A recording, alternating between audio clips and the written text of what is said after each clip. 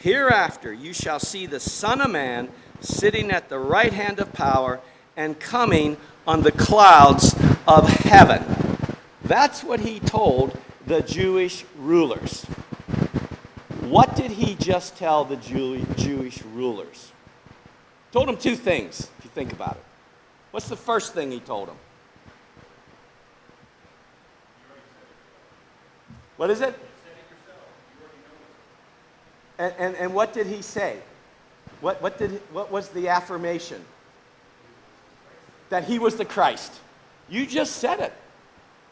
So he verified that I am the Christ. And what's the second thing he said is going to happen?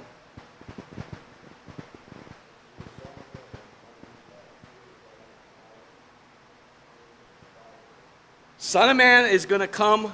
You're going to see the Son of Man sitting on the right hand of power and coming on the clouds of heaven. What are those figurative Old Testament prophecy expressions of? Destruction, judgment, right? Those are just all about judgment. One comes from Daniel, and the other one comes from probably one of the Ezekiels or Isaiahs, right? Again, he says, I'm the Christ, and you're going to know it when I come in judgment. That's what he's saying, right? So, back to 24. So, in 24, when he says, the Son of Man coming on the clouds of the sky with power and great glory. Different words, but it's the exact same thing he told the Jewish leaders, right? So he's telling his disciples, and Matthew records this, that there's coming a time when I will come in great power and I will destroy and bring judgment on this nation. That's what he's saying. And all the land of Israel will mourn because it's specific to them when he comes. All right? Questions, comments? Yes?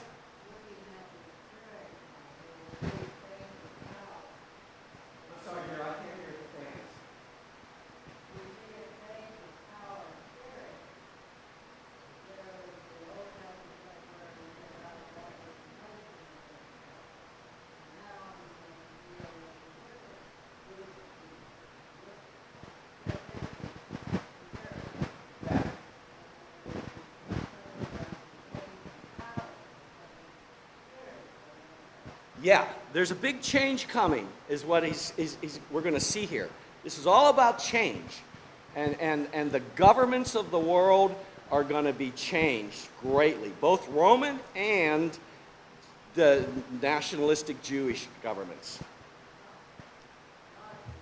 And God's going to do it. Exactly right, yes. All right, so I want to give you a thought here.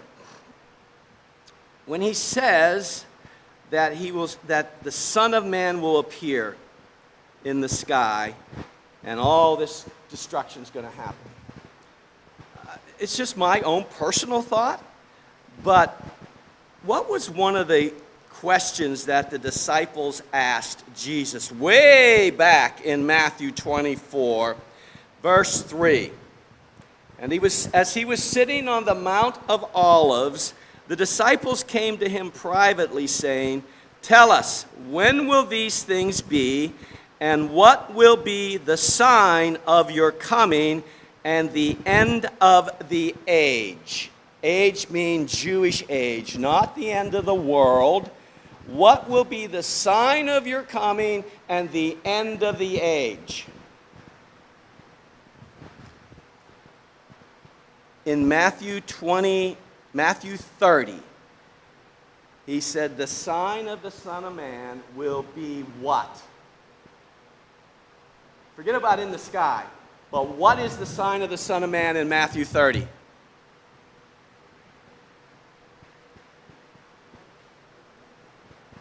What's he bringing? What's he bringing on the land? We've said it all along here.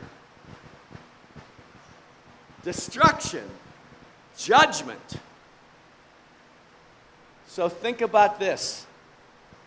When Jerusalem is destroyed and the nation and all the 12 tribes are in a land or in a state of mourning and the land is ruined, that is the sign that Jesus came and brought destruction, and that is the sign of the end of the age. I think that, my personal thought is, that is the interpretation of that. That is the sign of that when the nation is destroyed, and when the land is destroyed, and the temple is all gone, as we know, that is the sign that I came, and that is the end of the Jewish age. Yes? You had a hand up?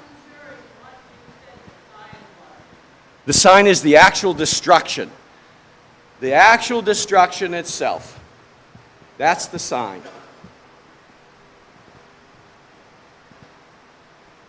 Yes? Huh? Okay, we have an alternative sign. What would that be, brother?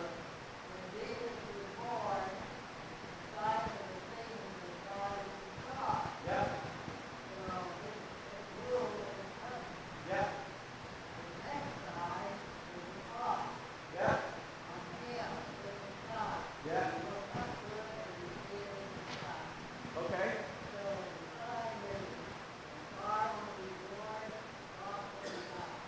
Okay. Well, there are. But I think my own personal thought, in the context of Matthew 24, the sign is the destruction of Jerusalem, the temple, and the nation. I mean, there's other signs. I mean, you can talk about signs like that too, yeah. But in the context of this happens in this generation. The star happened not necessarily, I mean, it was probably the same group of people, but years before. All right. Everybody okay with that? We're good? This side good over here? All right, let's move on. 31. All right, 31. That's a little tough one, but let's talk about it. So, 31 reads, "And he will send forth his angels and a great trumpet, and they will gather together his elect from the four winds, from one end of the sky to the other." Now, we got to talk about this, because remember, everything is in the context of happening in this generation. All right.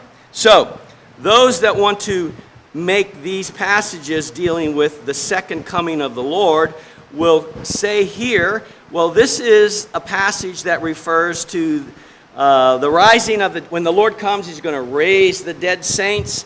The living saints are going to be changed in a twinkling of an eye, and that's going to be the end of time. And they go to 1 Thessalonians 4, 13 through 18 to validate that, to talk about that. But again, let me remind you that everything must be couched in the time frame of verse 34. "Truly I say to you, this generation will not pass away until these things take place." Everybody see that? So if we accept that, then this verse does not refer to an event that still hasn't happened as we stand here today. So it must have some meaning and relevance in the days of those events that were involved around the destruction of Jerusalem. All right. I want to take us back to Isaiah chapter 27. Isaiah 27.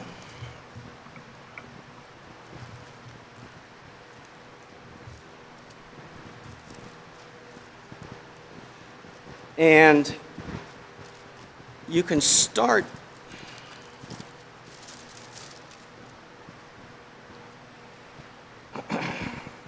it's kind of a messianic passage, and I don't want to read the whole thing, but I want to come down. I want to, if you look at verse 6, starting there. In the days to come, these are future days, in the days to come, Jacob will take root, Israel will blossom and sprout, and they will fill the whole world with fruit. Now, he's not talking about those days, he's talking about future days. So I think this is messianic in the sense that the nation, Israel, there's going to be great things that come out of Israel. And what we know from that is the gospel, Christ, the church, all that started with Israel, right? And then you read a little bit further, and then you come down to verse 13.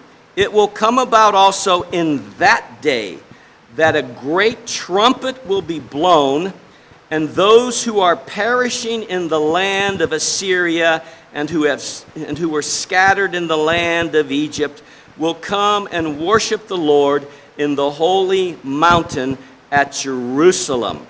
So here we're talking very, very figurative and symbolic language, that there's going to come a day when the figuratively speaking, all of the, whether they be Jews or Gentiles or sinners, and I'm thinking more in the sense of sinners, people in the land of Assyria, people in the land of Egypt, those countries are always considered sinful countries and enemies of God and things like that.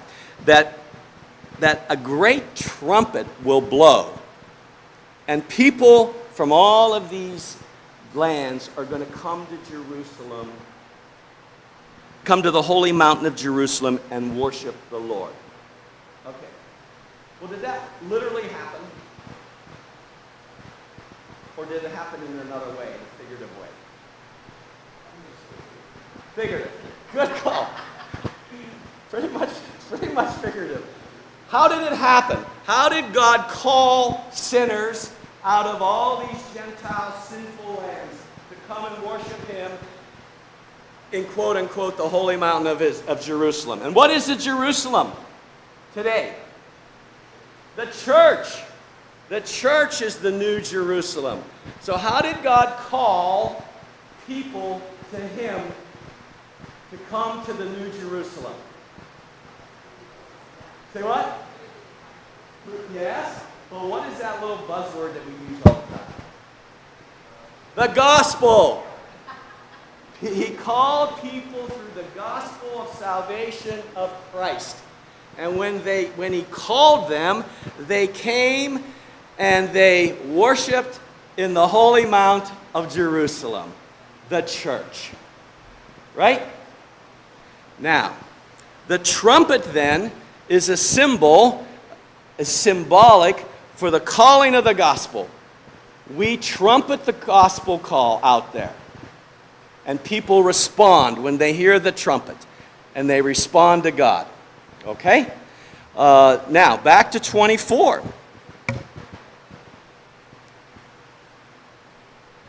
Because this verse here, and a great trumpet, and they will gather together, that is referring to that Isaiah passage that I just told you.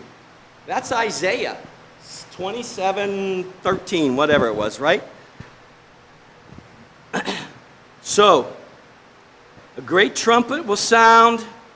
They'll gather together His elect from the four winds, from one end of the sky to the other. What is He saying? After the destruction of Jerusalem, what is going to be able to go forth throughout all the whole world? The gospel. The gospel. Now, why is the gospel, after the destruction of Jerusalem, after the Jewish nation is wiped out and they no longer have any political, social, religious influence in the world because they're nothing anymore. They're nothing now, right? They have no political status. Rome doesn't want to hear any of their complaint or anything like that, right? Why then is the gospel able to go out to the whole world? What? There's no more persecution. From who? The Jews. There's no more Jewish persecution. And therefore, God is able to blow the trumpet to all the parts of the known world without, at that time, any more Jewish persecution. And the people, the Gentiles and whatever Jews respond, will come into the church and worship God and be the new Jerusalem. And all that happens when that persecution is gone, when that nation is gone. You see that?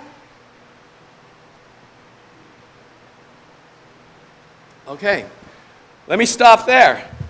Any comments, questions, rebukes, or rebuttals?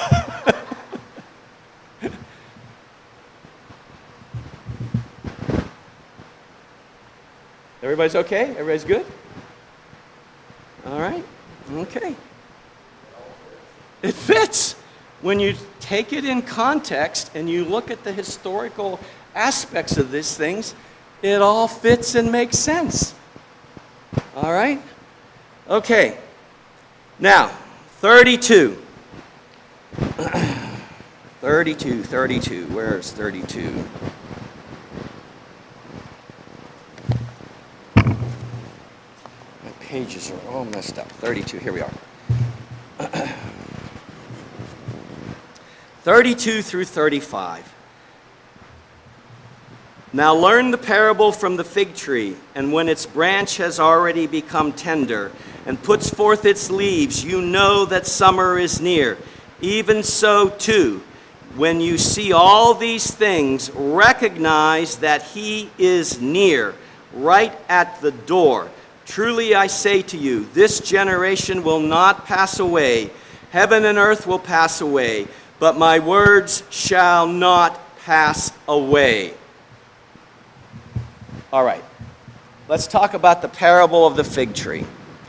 First, for clarification, the parable of the fig tree is only about the appearance of the leaves. It is not about the figs themselves. It is not about when the figs ripen on the tree. It's only about the timing of when the leaves first appear on the branches. So what do we know about figs and fig trees? I didn't know anything. I had to look it up, right? All right. So fig trees go dormant in the winter, and they start to bud leaves in the late spring. Late spring means what season is coming next? Summer. All right. So when you see in late spring the fig trees popping out their leaves, you know that summer is nearby, not very far away.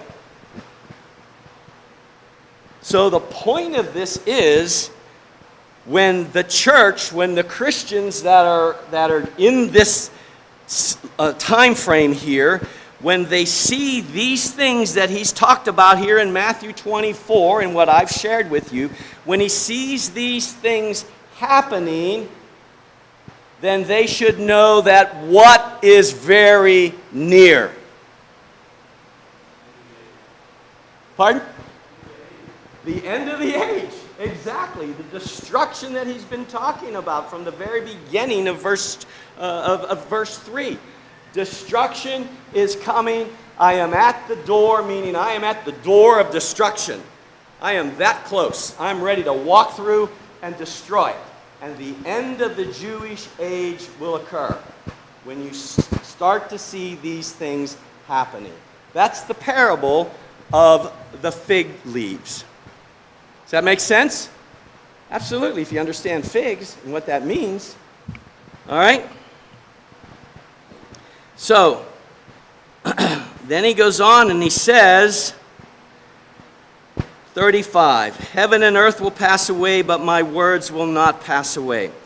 Jesus is reassuring his followers that his words are reliable, trustworthy, unchangeable, and will be accomplished in their total fulfillment. This is one of the strongest claims that this national destruction is divinely determined and cannot be averted, halted, or stopped. And the meaning of this hyperbolic expression as to the permanency and truthfulness of Jesus' words is the universe with its vastness and permanency would first dissolve away before the permanent and complete destruction of this nation and all it represents will pass away, just as he predicts. Now, he's not going to destroy the universe. That's not the point. But the point is, you can rest assured that this is going to happen because everything else will pass away first. But this is still going to happen. Even if it all passes away first, this destruction is ordained by God himself and will not change. What's that? Just like summer. Just like summer. That's the point. There you go. That's it. So, now, the rest of it, I'm gonna when we deal with the rest of the chapter, I believe there's a break right here. And then I think he goes in and he talks about his second coming. But up to this point right here, everything has been about the destruction of the Jewish nation to this point. All right? Daryl.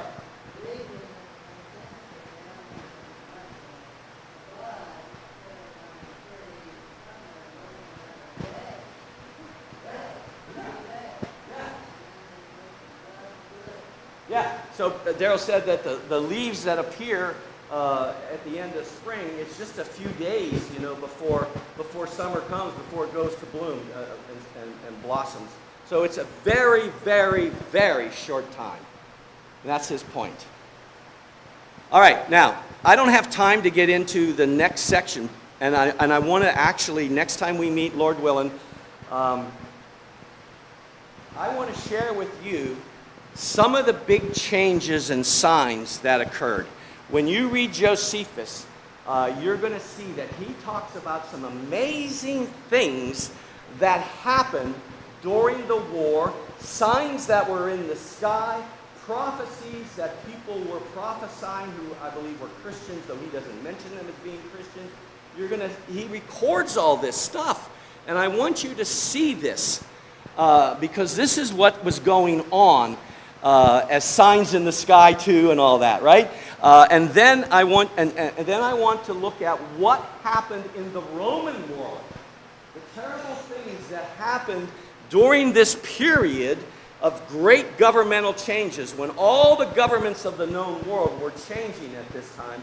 I want to share with you what Roman historians and Josephus record of the terrible things that were happening in Rome and with Nero and his suicide and plagues and all this stuff that was going on in Rome. It wasn't just the Jewish nation. It was the entire world was changing. And you're going to see that. Okay? All right. Who wants the last word? Nobody? Thank you, everybody. God bless.